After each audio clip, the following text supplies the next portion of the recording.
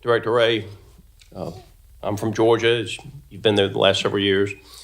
20 years ago, if you looked at the list of groups that the SPLC would have said were hate groups, those groups would have been proud to have been named by them, and I think most Americans would have agreed with the list that they put out. Today, they put out lists with names like the American Family Association and the Alliance Defending Freedom, and yet one of their attorneys was just recently charged in Atlanta with domestic terrorism.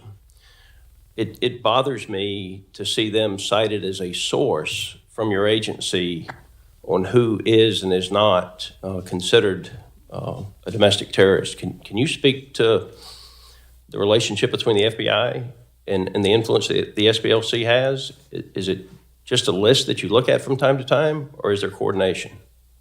Well, first off, just to be clear, I've considered Georgia my home since I first got married, back in 1989. So we have that in common. Second, as to the product that you're referring to, the intelligence product, when I first saw it, and I said this yesterday, I was aghast. It was a single piece of an intelligence product by one field office.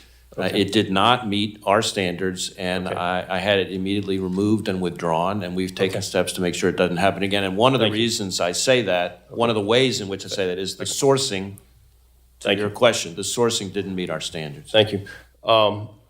You represent an agency that for years I held in the highest regard.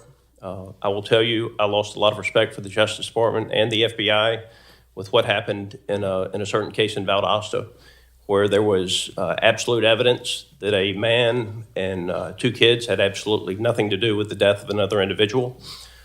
That man happened to be an FBI agent, and while he and his family were all cleared by state, local, and the FBI said nothing happened here, there was indisputable evidence.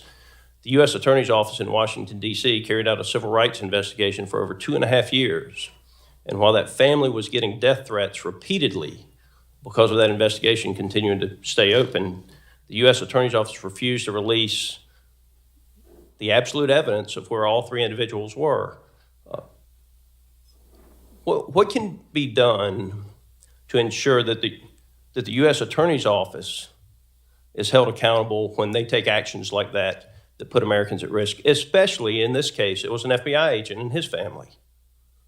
Well, I confess I'm not familiar with the specific case. In general, speaking just in general, when there are disciplinary violations by prosecutors, there's something called OPR, the Office of Professional Responsibility. I'm gonna move on then. I'm gonna speak with you. We're gonna get familiar with that case because I think that the agents would like for you to probably be familiar with that case. China flew a spy balloon across the United States. And less than 15 days later, Ford Motor Company, one of America's most iconic brands, said they were going to team with CATL Technology to develop a multi-billion-dollar battery plant. Director Haynes, is it time for us to declassify a lot of the information that we have on China, their espionage, and what they're doing to Americans in our industry so that we can explain to corporate America that you have to break your ties with communist China?